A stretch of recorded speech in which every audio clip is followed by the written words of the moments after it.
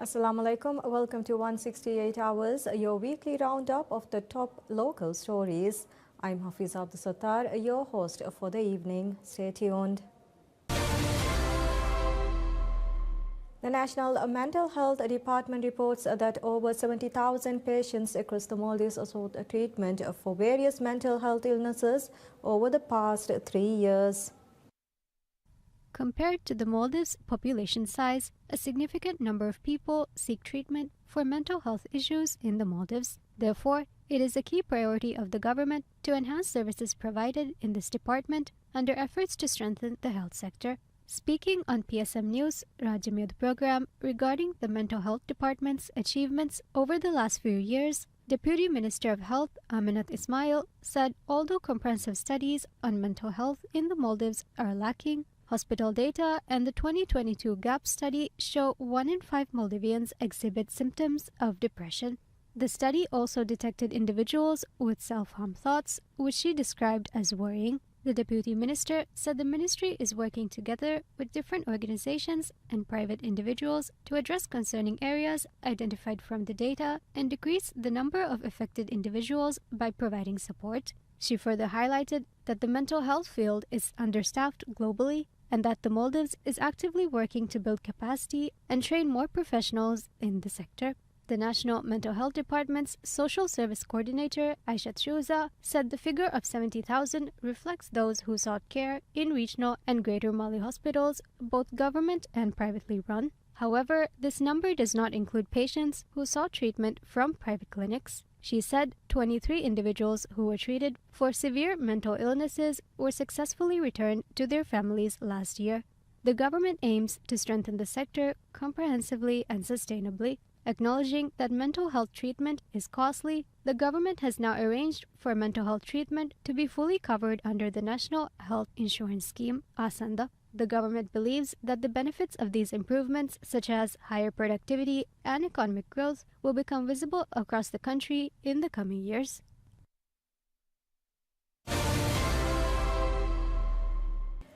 The Maldives Zakat House expands its collection methods for Zakat al-Fitr, introducing cash and debit card payment options to complement existing digital platforms. Officials stated that the move is intended to accommodate citizens who are less familiar with online payment systems, ensuring contributions can be made through both physical and digital channels nationwide. In Malé, service counters have been established at the conference hall of the Islamic Center, where payments are currently being accepted. From 22nd February to 9th March, counters will operate on non-public holidays from 10 a.m. to 1 p.m. between 10th March and 19th March. Operating hours will shift to 11 a.m. to 2 p.m., excluding Fridays and Saturdays. In the outer atolls, residents may submit contributions through local council offices using the Fitr portal, a digital system that records payments made in cash or grain. Contributors receive SMS confirmations detailing the zakat amount and any additional charitable donations, including a sadaqa. The physical payment options supplements the digital-first system introduced at the start of Ramadan. Citizens can fulfill their obligations through 7 platforms. As such, Dirago mobile application and Dirago Pay website, Uridu M-Fasa, Maldives Islamic Bank and Bank of Maldives mobile applications, FahiPay, Abbas mobile application and Banderi Pay website can be utilized. Banderi Pay and FahiPay will accept payments until the final day of Ramadan, while other platforms will close at 6 a.m. on 27th Ramadan. The mandatory Zakat al-Fitr contribution is calculated based on the staple food consumed by each household. Rates range from $0.65 for standard flour and $0.78 for standard rice to $8.82 for the highest grade of basmati rice. Zakat al-Fitr, prescribed in the second year of the Hijri calendar, is distributed exclusively to individuals formally registered during the designated enrollment period, providing essential assistance to those in need at the conclusion of Ramadan. The Ministry of Construction, Housing and Infrastructure announces that 5,067 applications have been received to date under the government's Housing for All initiative.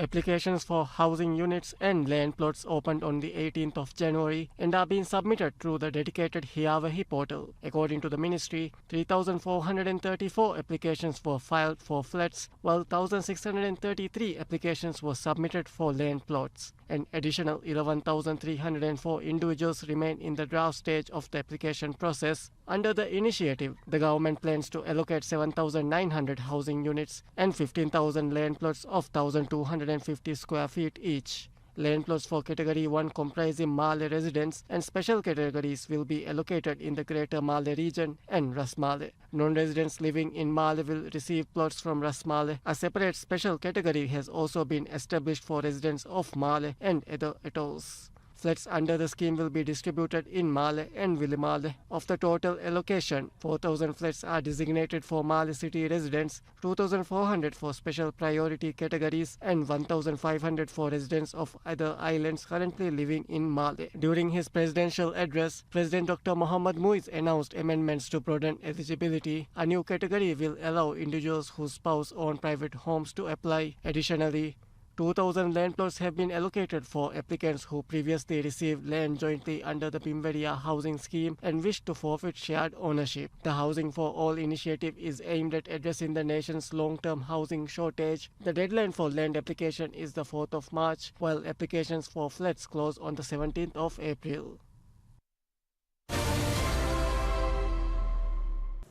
The ambassador of Saudi Arabia to the Maldives, Yahya Hassan Al-Qahtani, reaffirms the historic and increasingly robust relationship between the two nations during a ceremony in Male commemorating Saudi Arabia's founding day.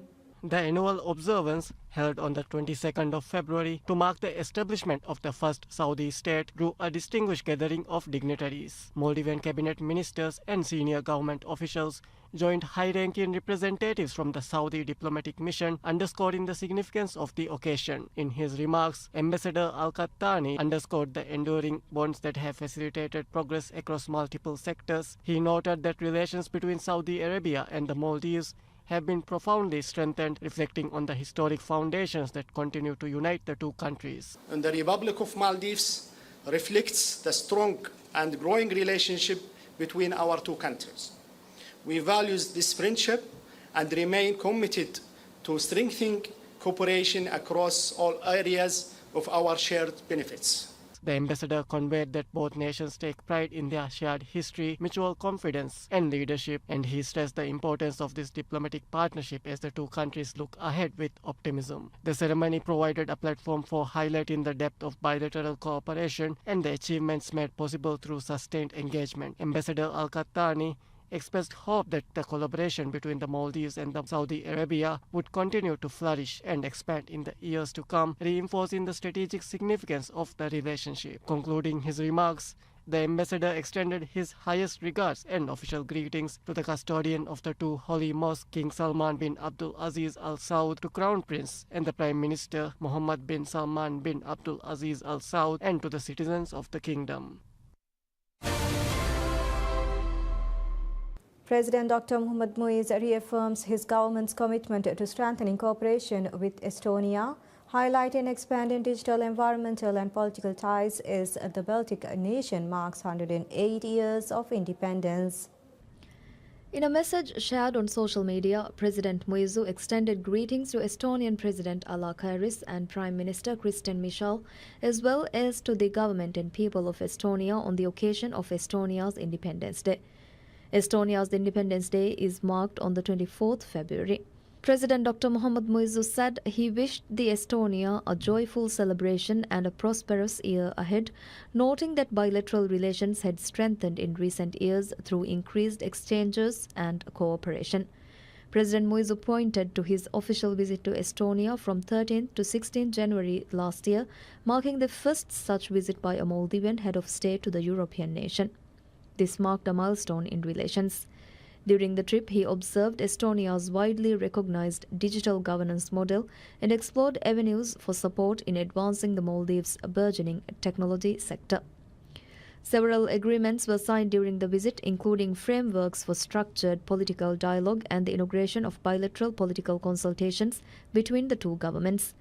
The two sides also agreed to cooperate in climate change, environmental protection and energy. Additional agreements were concluded between the Maldives Ministry of Homeland Security and Technology and Estonia's Ministry of Justice and Digital Affairs, aimed at strengthening collaboration in governance and digital development. Estonian government representatives and organizations have expressed a readiness to deepen collaboration, signaling what both sides describe as a shared commitment to mutual understanding and sustained partnership. The government completes a land reclamation for the new airport in Diddu, a project essential to President Dr. Mohamed Bouizid's infrastructure program.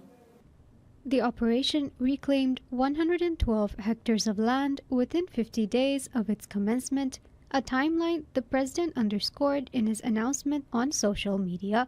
Work began on 4th January and was carried out using Leif Erikson, a trailing suction hopper dredger internationally recognized for its capacity of 46,000 cubic meters. The Diddu Airport project was explicitly included in a presidential decree mandating the construction of 15 new airports during the current administration. During a visit to Diddu in January 2025, President Muiz told residents that the airport would proceed as a matter of special priority, describing it as the most critical project for both the island and the surrounding region. He noted that the development is inseparable from the long-term strategic planning for Ha'alif Atoll, situating the airport within a broader vision for national connectivity. The reclamation has also generated land designated for housing and commercial activity, reflecting its dual purpose. Diddu, with a registered population of 5,000 but an actual resident population closer to 7,000, has long faced demographic pressures. The island functions as a regional hub, drawing families who relocate permanently to access healthcare and education. That role has only grown more pronounced as the wider Ha'alif Atoll, comprising 14 inhabited islands, sustains a population of approximately 16,000. Officials have framed the airport as a cornerstone of plans to establish an integrated development zone across the 4 northernmost atolls. The facility is expected to streamline transportation networks and stimulate economic growth, extending benefits beyond Diddu to neighboring communities including Vashafaru, Filladu, Kela, Muradu, Bara, and Utimu. Until now, Horafushi Airport has been the sole aviation hub serving the atoll. The Minister of Homeland Security and Technology, Ali Hassan, issues a stern warning to narcotics networks, declaring that the government will take harshest possible action against those who profit from the drug trade. The minister's stark warning came after a key figure in a Fuamala city-based drug network was sentenced to 75 years in prison. Abdul Basith, 28, who was arrested in April 2024 as part of a special operation in Fuamala City, a targeted police crackdown on money laundering and drug smuggling rings. During his arrest on the 27th of April 2024, a significant cache of illicit substances was recovered from his residence. The case, forwarded to the Prosecutor General's office on the 11th of June 2024, culminated in a swift and severe conviction for drug trafficking. Minister Ihusan lauded the operation as a resounding success, praising the coordinated efforts of the police and prosecutors involved. He reiterated that the government will take the toughest action against those who profit from drug trafficking, underscoring the administration's zero-tolerance policy. The case is a single component of a much broader and ongoing investigation. Police have confirmed the arrests of 174 individuals on various occasions, including the alleged leaders of 2 major drug trafficking networks operating in Fuamala City. This aggressive stance is backed by recent legislative changes. To date, 188 cases have been investigated, with 78 forwarded for prosecution, demonstrating the scale of the crackdown. This aggressive aggressive stance is backed by recent legislative changes. The government has amended the Drugs Act to introduce the death penalty for traffickers, the most severe punishment prescribed under Islamic Sharia. The operation's impact is reflected in nationwide statistics. Last year alone, around 500 kilograms of drugs were seized in various operations, over 600 drug-related cases under investigation, with 335 referred to the prosecutor and 11 locations operating as drug cartels permanently shut down. Visit Maldives Corporation VMC is set to mark a high-impact return to ITB Berlin 2026, scheduled from 3rd to 5th March at Messe Berlin as part of its global tourism promotion strategy. The participation forms part of the build-up to Visit Maldives Year 2027, with an expanded national presence that includes the revival of the Maldivian Night and a high-level international press conference. The Maldivian Night, co-hosted by the Bank of Maldives or BML, will bring together international tour operators, airline executives, media representatives, and travel trade stakeholders. The event will also serve as a platform to introduce BML Swipe, a digital payment solution aimed at enhancing transaction convenience for visitors across the Maldives. VMC will also host an international press conference at ITB Berlin, where a major strategic tourism initiative is expected to be unveiled. Officials described the announcement as part of a broader long-term vision focused on sustainability, innovation, and global competitiveness. Chief Executive Officer and Managing Director of VMC, Ibrahim Shiuri, stated that ITB Berlin remains a cornerstone of the Maldives' global marketing efforts. He noted that the revival of the Maldivian Night and the planned press conference reflect renewed ambition in promoting the destination. The Maldives National Pavilion will operate under the brand message, Maldives, the Sunny Side of Life, featuring participation from resorts, airlines, travel agencies, and sustainability-focused enterprises. The pavilion will facilitate business-to-business networking and market development initiatives. Germany, Switzerland, and Austria remain key European source markets. In 2025, Germany contributed 167,822 visitors to the Maldives, ranking among the top arrival markets. Through its enhanced engagement at ITB Berlin, VMC aims to reinforce the Maldives' reputation as a safe, sustainable, and premium tourism destination in preparation for Visit Maldives Year 2027. The leader of the United Kingdom's Reform Party, Nigel Farage, states that the Maldives has a stronger connection to the Chagos archipelago than Mauritius. He made the remarks in the UK House of Commons.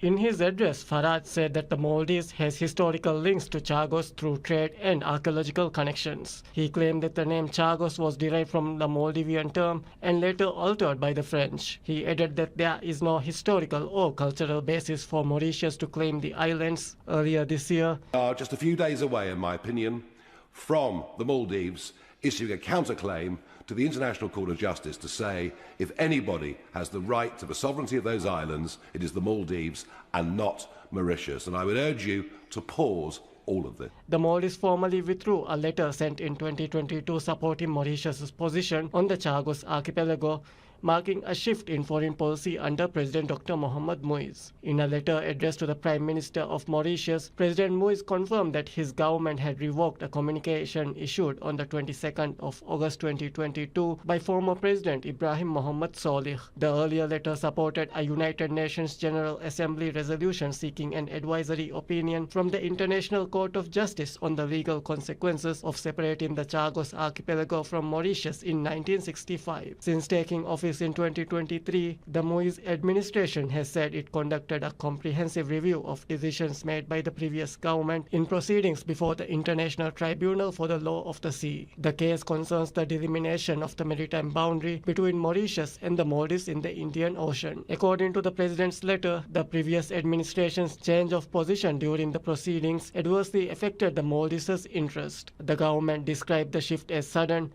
unjustified, and carried out without due process. Mauritius. Citing constitutional authority, President Muiz announced that the national inquiry would be established to investigate the matter. The government also referred to what it described as historical evidence of long-standing ties between the Maldives and Fort Lavahi, part of the Chagos archipelago. This includes reference to a 16th century royal decree asserting Maldivian sovereignty and centuries of maritime links in the region. Despite the policy shift, President Muiz reaffirmed the Maldives' commitment to constructive engagement with Mauritius and other international partners. He stated that the government would continue to pursue a fair and balanced resolution in line with international law while safeguarding regional stability in the Indian Ocean and the long-term interest of the Maldivian people. The administration of President Dr. Mohamed Muiz is placing unprecedented emphasis on direct public consultation in shaping a national policy. Speaking at a gathering of the ruling People's National Congress, Minister Shyam said that every decision taken by the President is fundamentally designed to serve the public interest. One of President Muiz's first acts upon assuming office, he said, was to close legislative loopholes that had allowed constitutional amendments to be enacted solely through parliamentary procedure, bypassing the requirement for a public referendum. Minister Shyam stressed that securing the direct consensus of the citizenry on matters of sovereignty, territorial integrity and public welfare remains a central priority for the executive branch. He described the President as a leader who works closely with the people, noting that the administration has consistently refrained from finalizing major policies without first gauging public sentiment. Minister Shyam acknowledged that strong government measures, including the prohibition of vaping products and increased taxation on cigarettes, have provoked dissatisfaction among business interests and organized pressure groups. He defended the policies as courageous executive decisions essential for safeguarding the health of future generations. He added that interventions in the foreign exchange market, though sharply criticized, were deliberately enacted to accelerate the nation's economic momentum. Minister Shyam also pointed to the administration's unprecedented decision to solicit public opinion on consolidating presidential and parliamentary elections into a single voting day. The Ministry of Economic Development and Trade announces that specialized fuel kits designed to provide affordable fuel to the nation's fishermen will be completed within 3 months. The initiative, directed by the Economic Ministry, seeks to ensure fuel is available at standard STO rates across every atoll. When President Dr. Mohamed Muiz assumed office, his administration faced widespread grievances from the fishing community, particularly in the outer atolls, where reasonably priced fuel had been long lacking. In response, the government launched the construction of localized fuel skids to guarantee equitable access to affordable energy nationwide. The rollout is advancing swiftly, with structural teams reporting substantial progress. Minister of State for Economic Development and Trade, Haris Mohammed, told PSM News that 78% of the development has already been finalized. He expressed confidence that the entire operation would be completed within the 3-month time frame. Haris further explained that these efforts encompass the pouring of foundations on various islands, the subterranean installation of necessary piping, as well as the importation and subsequent inter-island transportation of essential physical equipment. The Duafur facility was inaugurated to coincide with National Fishermen's Day celebration. The government intends to establish similar skids across 17 additional islands, completing a nationwide network managed by the State Trading Organization STO and its subsidiary Fuel Supply Maldives FSM. That's all we have for this week's program. Stay tuned for more updates. Have a good day.